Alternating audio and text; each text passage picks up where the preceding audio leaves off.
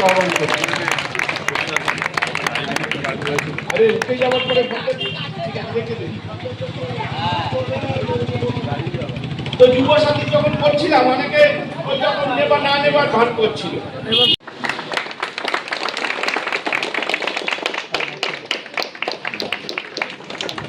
আমি দেখে নেব নির্ঝর বাবাকে। নির্ঝর বাবা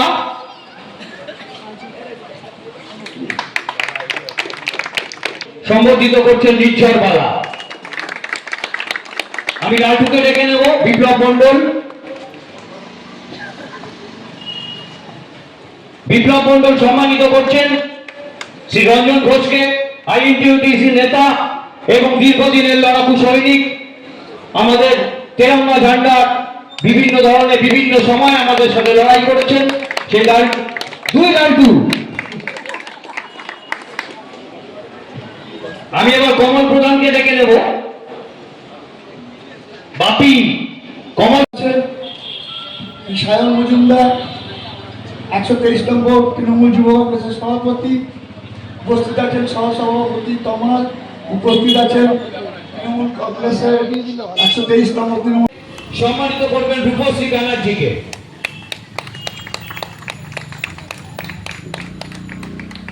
আমি ডেকে নেব অনিন্দিতা গুহকে।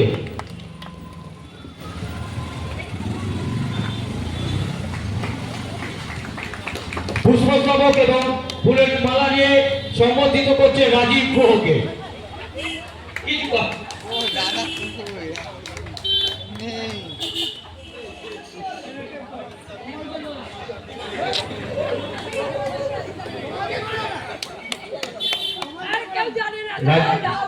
রাজীব গুহকে সম্বোধিত করছেন অনিন্দিতা গুহ।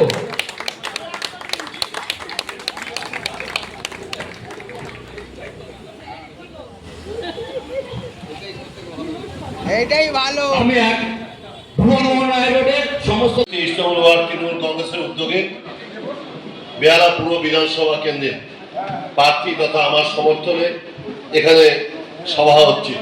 এই সভায় উপস্থিত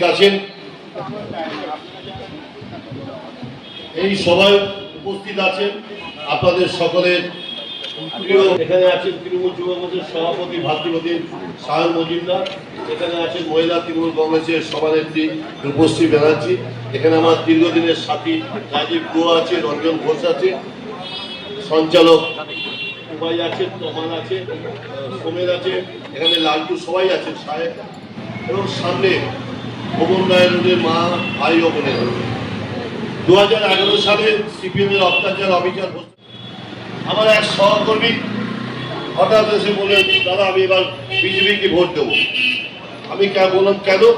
বললো আমার একটা ছেলে, সেই ছেলেটার চাকরি হয়ে যাবে, বলেছে বছরে 2 কোটি চাকরি হবে, আর বলেছে যে বাইরের কালো টাকা এনে প্রত্যেকের অ্যাকাউন্টে 15 লাখ টাকা করে হবে। আমি দাদা তৃণমূল কংগ্রেসকে ভোট দেবো। নির্বাচন হয়ে গেল। আমি একদিন জিজ্ঞাসা করলাম, রাস্তায় দেখা হলে, ছেলেটার চাকরি হয়েছে? বলে না। বলে 15 লাখ টাকা ঢুকেছে? না। বলে 5 টাকাও ঢোকেনি। তারা এরা যে এত মিথ্যাবাদী, এদের মনে মিথ্যা লগ্নে জন্ম, তাই জন্য এত মিথ্যা কথা বলে। আমি বলি কি জানেন, যে কখন মানুষের জনপ্রিয়তা বাড়ে, যখন কথার সঙ্গে কাজের মিল হয়।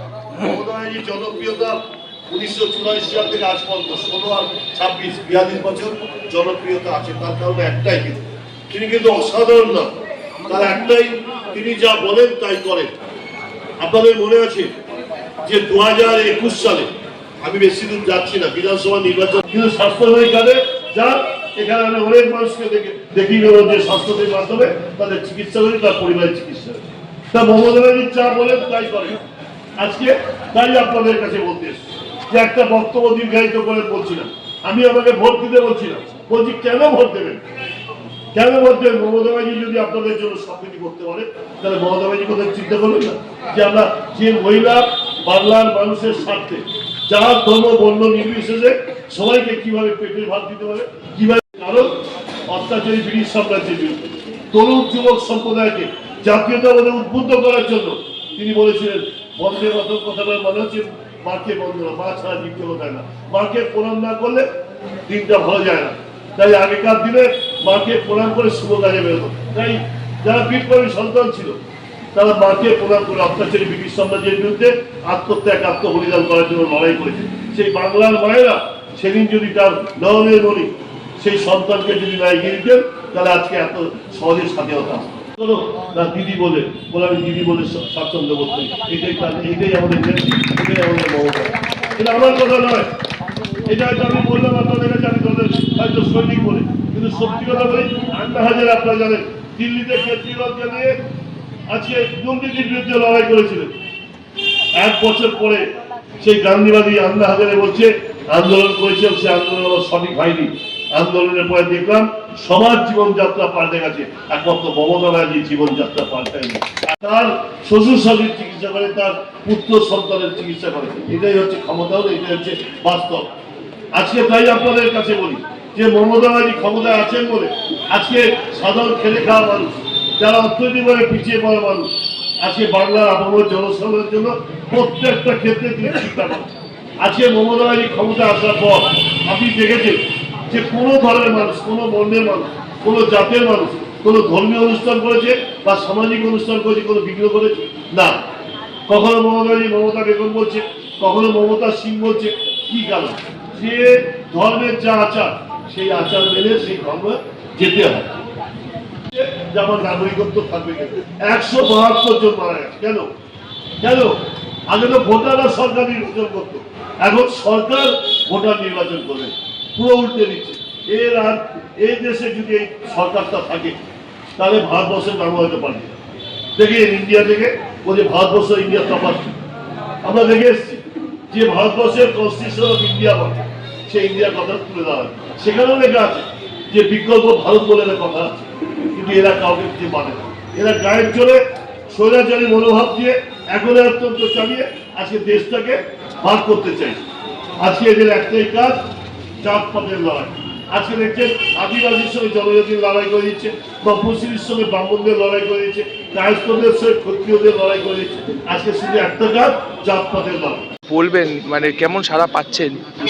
আমি দেখো বেহারা পূর্বে আমার যে সতীর্থরা সব আমার পুরনো সতীর্থ। 1984 সালে আমরা মমতা ব্যানার্জির সংস্পর্শে এসেছিলাম।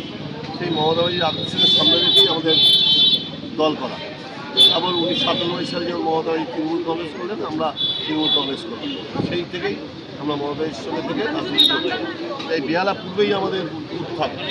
আমরা এই বেহারা পূর্ব থেকেই সংগঠনের দায়িত্ব পেয়েছি।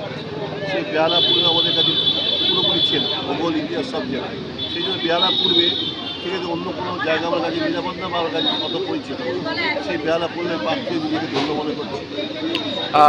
এর আগে 74 জন এমএলএর নাম বাদ দিয়েছেন হেভিওয়েট, সেখান থেকে আপনার উপর মমতা ব্যানার্জি ভরসা করছে। তো এখানে আপনি মমতা ব্যানার্জির উপর কত কি বলবেন বা কতটা কি? আমি দীর্ঘদিন সংগঠন করে যেমন একটা কথা বলি, অনেকে অনেক সময় টিকিট না পেয়ে, আসন না পেয়ে সরে গেছে, কিন্তু আমরা কিন্তু একই জায়গায় অবস্থান করছি। আমরা মনে করি যে মমতা ব্যানার্জি আদর্শে আমাদের আদর্শ, উনি আমাদের একমাত্র নেত্রী। সেই জন্য অন্য কোথাও যাওয়ার অন্য চিন্তা করা ভালো না, আমাদের আবহাওয়া।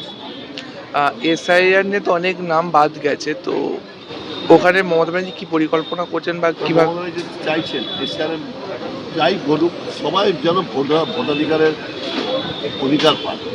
ভোটাধিকার যদি না পায়, তাহলে সে ভোটটা দেবে কত?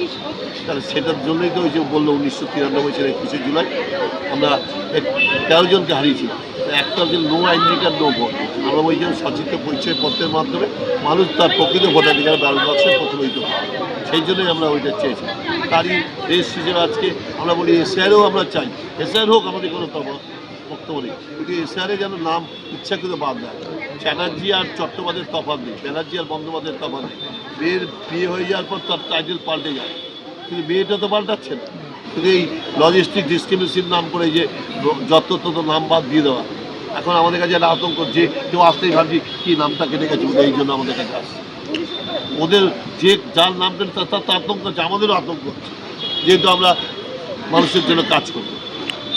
জ্ঞানেশ কুমার নির্বাচন কমিশন ইডিসি পুরো বিজেপির কথায় কাজ করছে, তো কেন মানে এটা কি কেন আছে? ওরা ক্ষমতা আছে, নাহলে ওর চাকরি থাকবে না, ওর পদ থাকবে না, চলে যেতে হবে। Thank you. তৃণমূল কংগ্রেসের সঙ্গে যুক্ত শুভাশিস চক্রবর্তী পূর্ব বেহালা থেকে তৃণমূল কংগ্রেসের প্রার্থী হয়েছে, কি বলবে? এছাড়াও বিজেপি যে ইডি, সিবিআই এবং নির্বাচন কমিশনকে নিজের হাতে করে ইউজ করছে নিজের মতো করে, এটা নিয়ে এবার তুমি কি বলতে চাও? প্রথম কথা সেটা হচ্ছে যে বেহালা পূর্বে এবারে বেহালার ভূমিপুত্র সুভাষিস দাস প্রার্থী। এটা আমাদের মতো যারা গ্রাসরুট লেভেলে তৃণমূলটা করি তাদের কাছে অত্যন্ত আনন্দের বিষয়। এবং সুভাষিস দা হচ্ছেন একজন অজাত শত্রু, অর্থাৎ যার কোনো শত্রু নেই। তার নিজের দলে তো নেই, বিরোধী দলেও তাকে সকলে অত্যন্ত শ্রদ্ধা করে, সম্মান করে এবং দলমত নির্বিশেষে প্রচুর পরিমাণ ভোটের ব্যবধানে সুভাষিস চক্রবর্তী বেহালা পূর্বে জিতবেন, এটা আমরা একেবারে নিশ্চিত। এবং যেটা দ্বিতীয় প্রশ্ন, যে ইডি সিবিআই রিলেটেড যে বিষয়টা এবং তার সাথে সাথে নির্বাচন কমিশনের একটা পক্ষপাতদুষ্ট আচরণ, এটা নিয়ে বলবো যে মূলত বিজেপির তো এই রাজ্যে কোনো সংগঠন নেই, তারা প্রতিটা বুথে তাদের বসানোর মতো এজেন্টও তাদের নেই। কিন্তু সেই জায়গায় দাঁড়িয়ে তাদেরকে ভোট বৈতরণী পার করতে হলে কেন্দ্রীয় এজেন্সি এবং এবছর থেকে যুক্ত হয়েছে নির্বাচন কমিশন, তাদের মাধ্যমে একটা অপরিকল্পিত এসআইআর এবং সেখানে 91 লক্ষ যে নাম বাদ যাচ্ছে, সেই নাম বাদ যাওয়ার দেখা যাচ্ছে প্রায় 57 থেকে 60 লক্ষ হিন্দু ভোটারের নাম বাদ গেছে। তো এইসব একটা অপরিকল্পিত এসআইআর করে যে এইভাবে নির্বিচারে মানুষের নাম বাদ দিয়ে দেওয়া হচ্ছে, মহিলাদের নাম বাদ দিয়ে দেওয়া হচ্ছে, এতে আদতে এইগুলো সব বিজেপির কাছে বুমেরাং হয়ে ফিরে আসবে। এটা বিজেপি বুঝতেও পারছে না যে বিজেপি এটা নিজের কত বড় ক্ষতি করলো এই নির্বাচনের আগে। ওকে, থ্যাংক ইউ। পেয়ে গেছি সায়নদা এবং 123 নম্বর ওয়ার্ডের যুব সভাপতি রঞ্জন দাকে। আজকে সুভাষিস চক্রবর্তী সমর্থনে যে একটা মিটিং করা হলো, হয়েছে এখানে, ওটা সুভাষিস চক্রবর্তী যে প্রার্থী হয়েছে সেই দেখুন, মানুষের স্বতঃস্ফূর্ত ভাব, র্যালি হচ্ছে প্রতিটা জায়গায়, পাড়ায় পাড়ায় যে সমস্ত ক্লাব আছে, আজকে ক্লাব প্রতিটা পাড়ায় তো একটা করে ক্লাব আছে, যেভাবে মানুষ স্বতঃস্ফূর্তভাবে তাকে সমর্থন করছে। এবং শুধু তাই না, সব থেকে আমার যেটা চোখে লেগেছে, বাড়ির মহিলারা বেরিয়ে শঙ্খধ্বনি দিয়ে যেভাবে তাকে ফুলের মালা পরাচ্ছে, এটা এক অভূতপূর্ব ব্যাপার। সুতরাং আমরা দেখতে পাচ্ছি শুধু তৃণমূল কর্মীর মাথা না, সাধারণ মানুষকেও সাথে পাচ্ছি, এটাই হচ্ছে আমাদের নৈতিক জয়। সায়নদা, তুমি অনেকদিন ধরে তৃণমূল কংগ্রেসের সঙ্গে যুক্ত, তো কি বলবে সুভাষিস চক্রবর্তী প্রার্থী এবং যে বিজেপি যেরকম অত্যাচার করছে, এসআইআর থেকে শুরু করে বা সিবিডিআই এবং নির্বাচন কমিশন বিজেপির কথায় চলছে, তো কি বলবে? দেখো, 2014 সালে কেন্দ্রে ক্ষমতা এলেও সাধারণ ভারতবাসীর জন্য বিজেপির করা কাজের সংখ্যা হচ্ছে 0, কিন্তু ভোটে যখন জিততে হবে তখন তো কিছু না কিছু একটা দরকার পড়বে। তো পশ্চিমবঙ্গে মমতা বন্দ্যোপাধ্যায়ের যে রাজনৈতিক ইমেজ, তা তো আজকে তৈরি না, 1983 সাল থেকে দীর্ঘ সময় ধরে তৈরি করা ইমেজকে নষ্ট করার জন্য ইডি সিবিআই থেকে শুরু করে একের পর এক অস্ত্র ব্যবহারের পরেও যখন দেখা যাচ্ছে যে কোনোভাবেই কোনো অস্ত্র আর কাজ করেনি, তখন ভ্যানিশ কুমারকে নিয়ে এসে কমিশনকে ব্যবহার করে যে ভোটারদের ভোটের নিরিখে আজকে প্রধানমন্ত্রী নির্বাচিত হয়েছে, কেন্দ্রের সরকার নির্বাচিত হয়েছে, সেই ভোটারদেরকেই আজকে প্রশ্নের মুখে ফেলে দেওয়া হচ্ছে। তারই প্রতিবাদে আপনারা দেখেছেন দিল্লির বুকে মমতা বন্দ্যোপাধ্যায় কোর্ট করে গিয়ে বাঙালির হয়ে সোচ্চার হয়েছে। আমরা বিশ্বাস করি সেই সোচ্চার হওয়া মানুষের মনে বিশ্বাস তৈরি করবে আরও। Thank you. যুব সভাপতি সায়ন, তমাল, নিচে রঞ্জন ঘোষ, মহিলা সভানেত্রী রূপশ্রী ব্যানার্জি থেকে শুরু করে এই ভুবন মন্ডলের সমস্ত মানুষ যারা বিগত 10 সাল থেকে আমাদেরকে সমর্থন করে আসছে, সেই গণতন্ত্রপ্রেমী রাজনৈতিক সচেতন মানুষকে আমরা অভিনন্দন জানাই। আমাদের মিটিং অনেকক্ষণ চলছে, আপনারা শুনেছেন। আগামী 29 তারিখ যে নির্বাচন, সেই নির্বাচনকে সামনে রেখে আমাদের বক্তারা তা আমাদের যে বক্তব্য সেটা তুলে ধরার চেষ্টা করছে। একটা নির্বাচন, সেই নির্বাচনে মুখ্য বিষয় আমরা কি করেছি, যদি সরকারে থাকে আমরা সরকারে এলে কি করব, সরকারের বিরুদ্ধে কি সমালোচনা আছে, উন্নয়নের ক্ষেত্রে সরকার কতটা ব্যর্থ হয়েছে, এইসব তুলে ধরা। আমরা বিগত 11 সাল থেকে এই রাজ্যে ক্ষমতায় আছি, 10 সাল থেকে কলকাতা কর্পোরেশনের ক্ষমতায় আছি। আমরা এরকম প্রায় সন্ধ্যে যদি 6টায় মিটিং শুরু করি, রাত্রি 11টা পর্যন্ত আমরা বলে যেতে পারবো আমাদের উন্নয়নের কর্মসূচি। মঞ্চে উপবিষ্ট রয়েছেন আমাদের আজকের এই সভার যিনি পরিচালনা করছেন আমাদের শ্রদ্ধেয় দুবাইদার পার্থপ্রতিম ভট্টাচার্য, উপস্থিত রয়েছে 123 নম্বর ওয়ার্ড তৃণমূল কংগ্রেসের অন্যতম সহসভাপতি শ্রী রাজীব গুহ মহাশয়, উপস্থিত রয়েছেন 123 নম্বর ওয়ার্ড তৃণমূল যুব কংগ্রেসের সভাপতি এবং বন্ধু শ্রী সায়ন মজুমদার।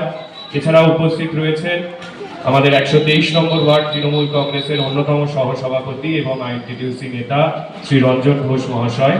উপস্থিত রয়েছেন 123 নম্বর ওয়ার্ড তৃণমূল মহিলা কংগ্রেসের সভানেত্রী শ্রীমতী রূপশ্রী ব্যানার্জি মহাশয়া, এবং উপস্থিত রয়েছেন আমার আপনার কাছের মানুষ, ঘরের মানুষ, যাকে আমরা সবসময় আমাদের বিপদে আপদে, ভালো সময়ে খারাপ সময়ে পাশে পাই, আমাদের 123 নম্বর ওয়ার্ডের পৌর প্রতিনিধি তথা 16 নম্বর পৌর কমিটির চেয়ারম্যান শ্রী সুদীপ পল্লী মহাশয়। এছাড়াও উপস্থিত সকল গুরুত্বপূর্ণ নেতৃত্ব এবং কর্মীরা এবং মহিলা থেকে শুরু করে যারা যারা উপস্থিত রয়েছে।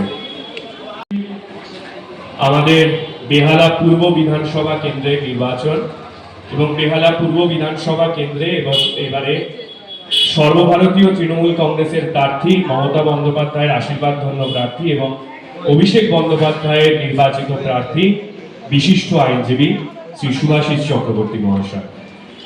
সুভাষিস চক্রবর্তী মহাশয় এমন একজন মানুষ যিনি দক্ষ সংগঠক এবং যার কাছে রাজনীতিটা হচ্ছে ধ্যান জ্ঞান সবকিছু।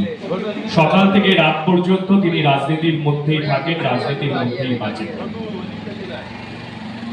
আমরা যারা সাধারণ মানুষ, তারা যখন গ্রামে পরিষেবা পৌঁছে দিতে চেয়েছিল, সেই সময় রাতের অন্ধকারে সেখানে সিপিএম এর হারমাদরা কিভাবে তাদের গাড়ি আটকে তাদেরকে সেখানে গণধর্ষণ করেছিল, তাদের সাথে ঠিক যতটা খারাপ কাজ করা যায় তার থেকেও বেশি খারাপ কাজ করেছিল।